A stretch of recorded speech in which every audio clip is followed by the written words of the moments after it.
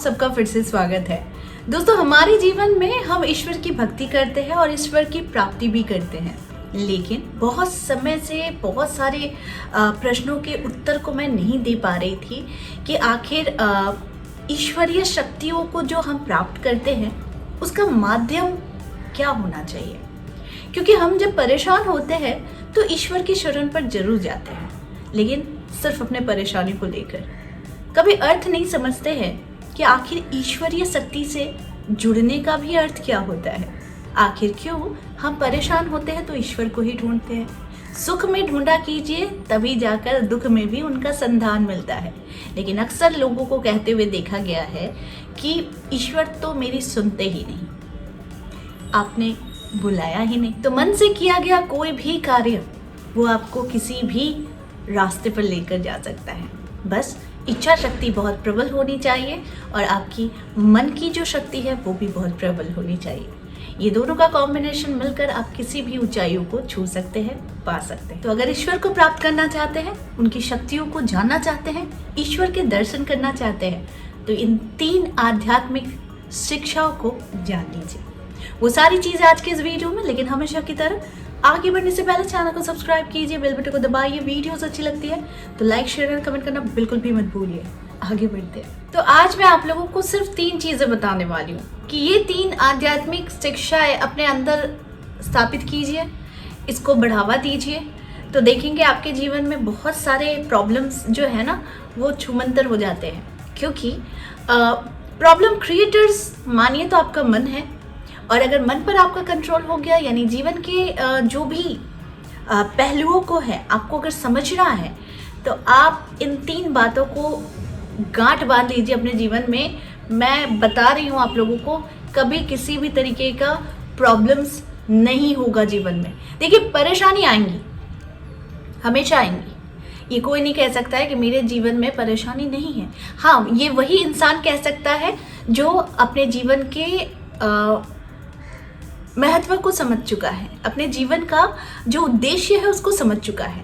लेकिन अभी भी हम लोगों में कुछ चीज़ें बाकी है जो समझनी है ना, क्योंकि अभी भी हम लोग माया में लिप्त है। तो चलिए, इन सारी चीज़ों से परे हटकर मैं कुछ चीज़ें बताती हूँ कि आप लोगों को ये 3 चीज़ें जो है वो अपने जीवन में स्थापित करनी है। तो वो पहली चीज़ क्या है दोस्तों? वो पहली चीज़ है सत्य, यानी सच्चाई। आप किसी को भी कुछ भी देते हैं तो उसे स्वच्छ मन से दीजिए, सच्चाई के साथ दीजिए। किसी इंसान के साथ सच्चाई के साथ खड़े रहिए।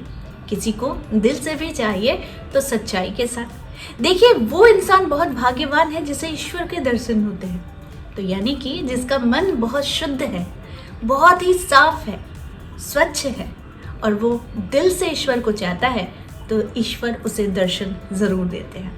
जी हाँ, तो सबसे पहला जो चीज़ है इसे अपने जीवन में स्थापित कीजिए, वो है सच्चाई, यानी सत्य।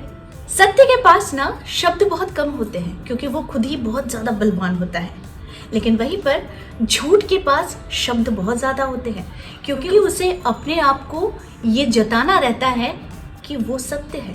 क्योंकि जो झूठा है, जो झूठ है, वो हमेशा कंपटीशन करता है सत्य के साथ, क्योंकि झूठ का कोई अस्तित्व नहीं है। वो सिर्फ इमारतें इस तरीके से बनाता है जिसका कोई वजूद ही नहीं है।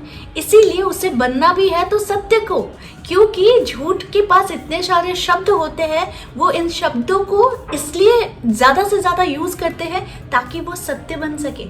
लेकिन वहीं पर सत्य को बहुत ज़्यादा शब्दों की ज़रूरत नहीं होती है। तो इसीलिए जो चीज़ आप दिल से करते हैं, सच्चाई के साथ करते हैं, ईश्वर उसके ही साथ भी रहते हैं। तो इसीलिए सच्चाई को अपने साथ हमेशा रखिएगा। दूसरी बात, चाहिए। जी हाँ, अब चाहिए का अर्थ क्या है? क्या करना चाहिए? आप अगर किसी को दिल से कोई चीज़ दे रहे हैं ना, तो बहुत ही श्रद्धा, प्रेम के साथ और अपनी पूर्ण आस्था के साथ दीजिए। कभी भी किसी को भी कोई भी चीज़ तिरस्कार के साथ, अप्रसन्न मन के साथ या फिर कुछ शब्दों के साथ किसी को भी कोई चीज़ मत दीजिए। ना तो जो ले रहा है उसे फ़ायदा होगा और ना ही तो जो दे रहा है उसे फ़ायदा होगा। यानी कि लाभ दोनों में ही नहीं है, बल्कि नुकसान दोनों में है। तो इसीलिए आप अगर किसी को कोई चीज़ भी देते हैं, यानी प्यार भी देते हैं, तो सच्चे मन से दीजिए और पूरी सच्चाई के साथ दीजिए। और साथ में हमेशा याद रखिए कि अंदरूनी मन की खुशियाँ जो होती है ना, वही हम लोग ढूंढते हैं आध्यात्मिक जगत में। ठीक है, तो आपको यही करना चाहिए कि आप किसी के साथ कुछ भी अगर आप दे रहे हैं तो उसको आप सिर्फ और सिर्फ साफ मन से और अच्छे मन से दीजिए, प्रसन्न होकर दीजिए, दिल खुश करके दीजिए। देखेंगे उसका रिटर्न जो मिलता है ना, वो बहुत ज़्यादा दुगना होता है ना। तो आपने एक दिया तो आपको वापस में 100 मिलेंगे। याद रखिएगा इन बातों को। इसीलिए कुछ भी देना चाहिए, किसी को भी अगर देते हैं, अगर उसकी ज़रूरत है तो उसे प्रसन्न मुद्रा में दीजिए, हंसकर दीजिए और फिर देखिए इसका लाभ आपको क्या मिलता है। तीसरी चीज़ जो ईश्वर ने सीधे ही हमें निर्देश दिया है, वो मैं आप लोगों को पढ़ के सुनाऊंगी। ठीक है, ये लाइन मुझे बहुत अच्छी लगी है, इसलिए मैं आप लोगों के पास ये शेयर कर रही हूँ कि तीसरी चीज़ आप लोगों को क्या करनी चाहिए आध्यात्मिक शिक्षा में। तो देखिए यहाँ पर है कि मांगो और तुम्हें वो मिलेगा, ढूंढो और तुम उसे पा जाओगे, खटखटाओ और तुम्हारे द्वार खुल जाएंगे पाने के। तो इसी प्रकार तुम मुझे अपना हृदय पूर्ण रूप से दो, मुझे सदा पूजो, केवल मेरे समक्ष नतमस्तक हो और मैं तुम्हें मिल जाऊंगा। यानी कि यहाँ पर है कि जो चीज़ की मांग आप कर रहे हैं उसके लिए कर्म कीजिए, उसको ढूंढिए, ढूंढने से ही चीज़ें मिलेंगी और साथ में आपके द्वार खुल जाएंगे जो चीज़ आप मांग रहे हैं। देखा आपने, क्या खूबसूरत लाइन है। कितनी छोटी सी चीज़ में आप बहुत कुछ समझ सकते हैं, है ना। तो ईश्वर को प्राप्त करना है तो उनके लिए आपको ईश्वर को ढूंढना भी। ठीक उसी प्रकार से आप अगर ईश्वर को पाना चाहते हैं तो सबसे पहले उनसे मांगिए, उसके बाद उन्हें ढूंढिए, ढूंढने से वो आपको ज़रूर मिलेंगे। उसके बाद अगर नहीं मिलते हैं तो फिर आप दरवाज़ा खटखटाइए। जैसे ही दरवाज़ा खटखटाते हैं आपके द्वार खुल जाते हैं ईश्वर को पाने के लिए। लेकिन पाने के लिए ईश्वर की भक्ति और ईश्वर में आस्था रखकर ही उन्हें ढूंढिए, आपको ईश्वर ज़रूर मिल जाएंगे। जी हाँ, मन से चाही गई कोई भी चीज़, वो ईश्वर ही क्यों ना हो, आपको ज़रूर मिल जाते हैं। अगर आप में वो लगन, आप में वो श्रद्धा, आप में वो प्यार है, आप में वो प्रेम है, तो आप कुछ भी, यहाँ तक कि ईश्वर को भी प्राप्त कर सकते हैं। तो आज का जो वीडियो था ये हमारे जीवन के बहुत सारे लक्ष्य को प्राप्त करने के लिए भी था, जीवन को जीने का तरीका भी था और साथ में बहुत सारी चीज़ें हैं जो हम अपने जीवन में सिर्फ परेशान होकर ही हम इसका समाधान ढूंढते हैं। लेकिन समाधान हम कैसे ढूंढेंगे जब हम खुद ही परेशान हैं। तो अपने आप को पहले बहुत ही सहज और सरल बनाइए, क्योंकि अक्सर जटिल लोग अपनी ही जटिलता में उलझ जाते हैं। तो इसीलिए खुद को जटिल ना बनाइए, खुद को सहज और सरल बनाइए। इतना कॉम्प्लिकेटेड नहीं है हमारा जीवन, इन सारे जीवन को हम ही बनाते हैं। कॉम्प्लिकेटेड लोगों के बीच में हम अपने आप को खो देते हैं। अगर आपकी अपनी एक पहचान है, अगर आप अपनी एक शक्ति को पहचानते हैं, अगर आपको ईश्वर पर पूरी पूरी श्रद्धा है, आस्था है, तो आप कभी भी इन नेगेटिव लोगों के बीच में खुद को खोएंगे नहीं। हर किसी के जीवन में ना परेशानियां रहती हैं, इंक्लूडिंग मी ऑल्सो।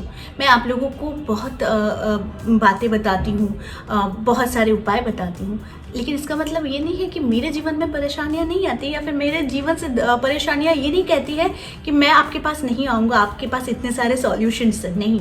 सबके जीवन में, यहाँ तक कि ईश्वर के जीवन में भी समस्याएं थी, उन्हें भी सज़ा भुगतनी पड़ी थी, उन्हें भी अकारण ही बहुत सारी चीज़ों से गुजरना पड़ा था, है ना। तो आप अपने आप को किसी से परे मत समझिए, लेकिन आप अपनी शक्ति को दूसरों से परे ज़रूर समझिए, क्योंकि हम बहुत भाग्यशाली हैं कि हमारे अंदर एक ऐसी ऊर्जा है जिसका निर्माण हम खुद ही कर सकते हैं। किस तरीके से कर सकते हैं, क्यों कर सकते हैं, क्यों ज़रूरी है, क्यों इसके लिए हमें कार्य करना पड़ता है, क्यों इसको समझने की ज़रूरत है, क्यों हमें शांति ढूंढने के लिए अंदर ही ढूंढनी पड़ती है। बाहरी चीज़ें हमें शांत नहीं करती हैं, बाहरी चीज़ें हमें क्षणिक भर के आनंद ज़रूर दे सकती है, लेकिन आजीवन की शांति आपको हमारी अंदर की अंतरात्मा ही दे सकती है। तो इन सारी चीज़ों को समझने के लिए और समझाऊंगी मैं, और अच्छी अच्छी वीडियोस आप लोगों के पास लाऊंगी ताकि आप और ज़्यादा पॉजिटिव हो सके और अपने जीवन में बहुत सारे प्रॉब्लम्स को चुटकियों में सॉल्व कर सके। तो आई होप आज का वीडियो आप लोगों को अच्छा लगा होगा। इस तरह के वीडियोस मैं आप लोगों तक लाते रहूंगी। आज के लिए बस इतना ही, फिर मिलेंगे एक नए टॉपिक के साथ। तब तक के लिए आप सबको मेरा प्यार भरा नमस्कार।